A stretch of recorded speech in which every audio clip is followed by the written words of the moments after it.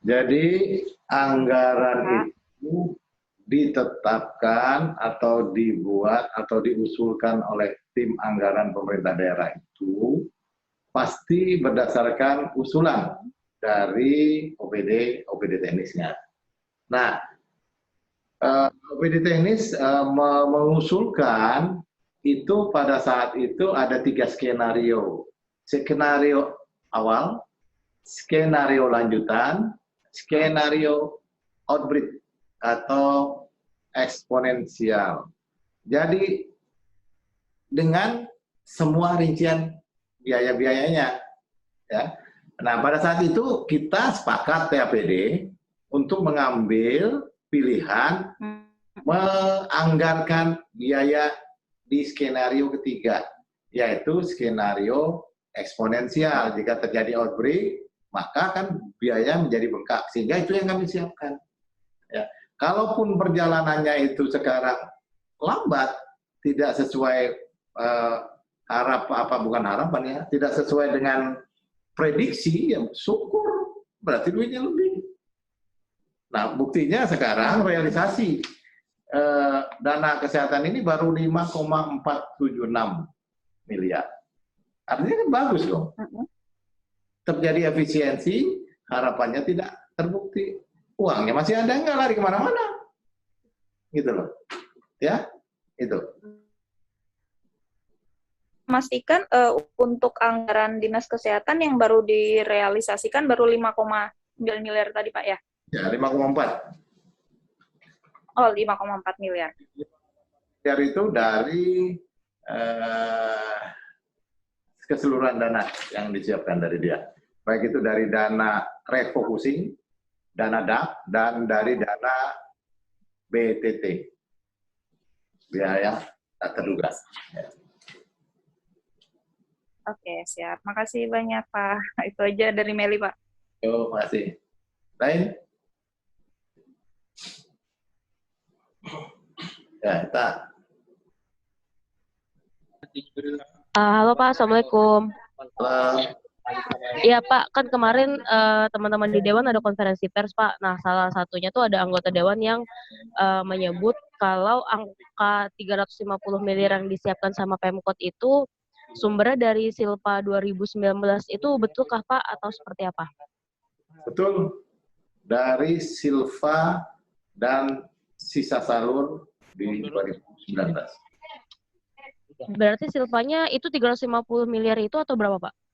Silvanya itu sebetulnya kalau yang kami pasang di sini 458 miliar Silva itu. 113 miliarnya sudah dipasang di murni tadi. Di dalam APBD murni ada Silva 113 miliar. Kemudian kami tambahkan lagi 345 miliar. Berarti 350 miliar untuk penanganan COVID ini nggak ada yang dari pergeseran APBD 2020 Pak ya? Ada. Itu harusnya teman-teman Dewan yang terhormat itu harus tanya dan paham betul. Perjuangan TAPD itu begitu susah payahnya kita supaya dana ini tidak tergerus. Coba dibayangkan. Kita ini, APBD kita tadinya 3,013 triliun. Karena adanya refocusing dan realokasi dari APBN, pemasukan kita juga turun, PAD, BANQ juga turun, maka dana kami itu terkoreksi sebanyak 961 miliar, kurang lebih 955 gitu ya. Nah, uang 961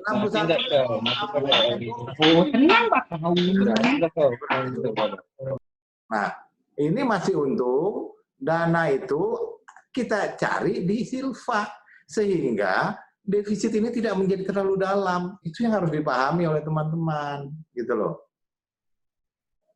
Jadi gitu ya. Jadi itu jawaban saya. Berarti refocusing dan restrukturisasi APBD ini cuman karena ada pemotongan dari DBH, DAK, DAO itu ya Pak ya? Yes.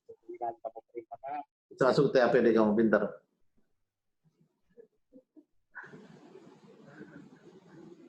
Ya. Mana? Pak, terkait ini Pak, terkait yang tidak ada pelaporan dari TAPD ke DPRD Pak, tanggapannya? Kamu nanti aku kasih surat ya, aku bikin resmi menjawabnya.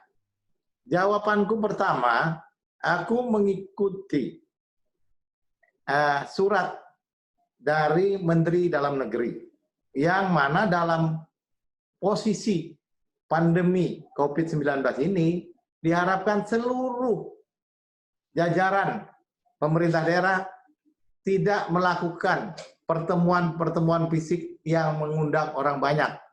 Yang dapat kuartikan dan diartikan definisinya lebih dari 10 orang. Ya. Sehingga kami menerapkan itu. Diundang ke sana pasti lebih dari 10. Sehingga saya bikin surat jawabannya. Tolong kita virtual konferensi aja, vid call aja. Kalau seperti ini silahkan. Kalau sebenarnya saya dengarkan YouTube-nya itu, takut saya nanti jadi tersinggung gitu loh. Jadi saya sengaja tahu gitu, bukannya marah, saya baca isinya apa, saya kurang paham betul detail-detailnya. Kalau paham pasti itu namanya perbuatan yang tidak menyenangkan di bulan Ramadan, dosa dulu ya kan. Pasal-pasalnya bisa jelas kalau aku mau secara hukum, tapi untuk apa gitu loh. Yang penting teman-teman yang terhormat itu ngerti lah bahwa tidak ada sedikit pun kita mau menyembunyikan. Ngapain hari gini kok urusan menyembunyi-munyikan. Kalau virtual begini, jangankan anggota dewan aja yang aku kasih tahu, seluruh dunia kan tahu ini. Kan bisa dianukan, tidak ada masalah. Kaidah-kaidahnya jelas. Semuanya kami ikuti langkah-langkahnya. Kalau mau keluar uangnya itu harus direview. Ada APIP, inspektorat kami, ada BPKP, ada kejaksaan, ada kepolisian, dari unit tipikornya. KPK juga sudah memonitor. Dari mana beraninya untuk mengambil kesempatan menyembunyikan. Janganlah seperti begitu menjadi ini. Kasihan gitu loh. Kasihan nanti kalau tidak terbukti, apalagi ini, malu sendiri. Itu, ya. Makasih. Yang pertama, kalau tidak ada komunikasi tidak benar. Karena yang diamanatkan dalam SKB 2 Menteri, ya, refocusing, relokasi ini cukup dengan perkada, kemudian memberitahukan kepada pimpinan Dewan. Secara pendahuluan sudah kita berikan informasi kepada Dewan. Ini yang terjadi, kontraksinya terjadi di sini, anggaran kita. Tentang rincian, ini kan sedang diolah oleh Bapeda, TAPD yang lain, BPKD. Ya.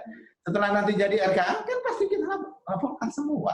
Tetapi bukan fasilitasi. Dalam artian tidak ada di situ diamanatkan untuk deal-dealan, tidak ada untuk setuju atau tidak setuju, karena ini harus lekas, harus cepat dilakukan. Kalau tidak, ada konsekuensi penalti dari pusat. Coba dicek, kita termasuk daerah yang selamat, tidak ditunda DAO-nya. Bayangin, ada 300 sekian daerah kabupaten kota yang ditunda. Kalau ditunda, gajinya tertunda. Nanti marah lagi, TAPD ini gimana? Jadi kita ini kerja cepet, nggak ada itu. Nah sehingga kita dapatkan tadi yang tadi uangnya begitu, defisitnya itu ada sekitar 961 itu, apa-apa yang harus dipotong. Nah tentunya kami kembali lagi itu ada payung hukumnya. Payung hukumnya SKB 2 Menteri, yang kami potong adalah belanja pegawai, disesuaikan dengan kemampuan dan kebutuhan. Tentunya tidak mungkin belanja pegawai dipotong karena itu ada gaji dan sebagainya. Kemudian belanja barang dan jasa, itu dipotong minimal 50%. Kemudian yang ketiga, belanja modal, itu dipotong minimal 50% juga. Dan itu sudah kami lakukan. Kami lakukan untuk barang dan jasa itu 50%, untuk belanja modal 53%, belanja pegawai 6%. Formulasi itu kita dapatkan dulu secara global. Setelah kita global, itulah yang kita breakdown ke OPD-OPD. Nih, uangnya segini, kita bagi CES. Ini yang bisa dilaksanakan. Nah, menjawab, itu yang pertama ya. Menjawab yang kedua, ini nyambungannya yang kedua, apakah itu berkaitan dengan proyek yang titipan DPR, proyek wali kota? Saya pikir tidak ada dikotomi seperti itu. Ya, semuanya yang jalan itu berdasarkan pertimbangan secara teknokratis, ya, secara kebutuhan. Harusnya tanyanya begitu, nggak boleh berasumsi seperti ini. Faktanya ada, datanya ada. Dicek siapa yang kerja, siapa yang nitip. Kalau enggak, tangkap. Ini selesai. Kan begitu loh. Semua mengawasi, kenapa masih? Enggak. Pertanyaan saya kenapa harus ketemu fisik? Kenapa enggak mau virtual? Kalau saya tanya balik, kenapa begitu? Kalau saya sudah jelas alasannya begitu tadi.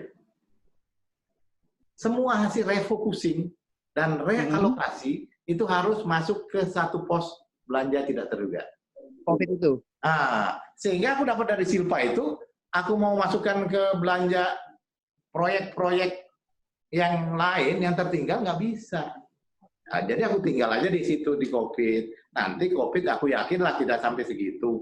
Dan kalau melihat masyarakat kita mudah-mudahan mendukung, sadar, disiplin, mulai dari pejabatnya sampai masyarakatnya tidak berkumpul-kumpul, physical distancing, maka paling banyak rasaku anggaran ini 100M terpakai paling banyak perasaanku lah. Berarti kemungkinan sisanya bisa kembali ke APBD dong, Pak? Iya, kembali ke APBD, tetapi harus melalui kaidah-kaidah perubahan APBD. Tidak boleh melalui kaidah refocusing dan realokasi. Ini yang pasti nggak ngerti.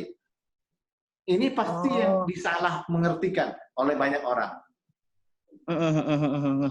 Sekarang gini, setelah aku selesai ini, cepat-cepat aja perubahan. Nanti di bulan Juni kita perubahan. Selesai. Duitnya ambil untuk biaya. Selesai, kada berkelahian, tidak menuduh-nuduh, tidak jadi dosa. Tidak ada sama sekali niat untuk melecehkan, biasanya itu melecehkan, tidak menghormati saudara-saudara kita yang terhormat itu. Karena ada, aku semata-mata mau melaksanakan amanat dari aturan yang diberikan kepada dari pemerintah pusat kepada aku gitu loh.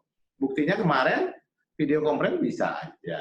Kenapa sekarang ada mau? Ada apa? Kan itu pertanyaannya. Artinya kami bertanya gitu loh.